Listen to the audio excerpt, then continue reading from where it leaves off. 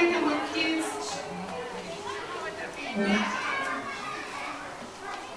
I don't have anything to give you, but I pray that the Lord bless you with many more years to come.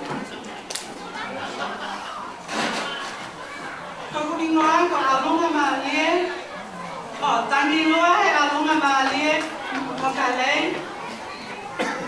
Ko au ko tika paru.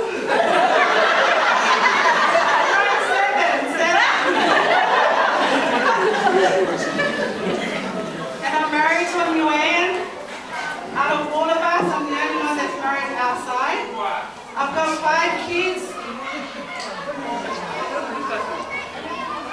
My 2 oldest, they're scheduled to arrive here in time, together with my oldest brother's 2 girls, but their flight got cancelled this morning. So, I've only got my 3 here. We had an item already ready, but from Australia, and then we came here, they said all the girls all together because there's too many of us. And then I was sitting at the front, and I see all the boys, they had a dance each, and I was going, that's not fair. So I decided to push my Niuean. So I thank everyone for being here.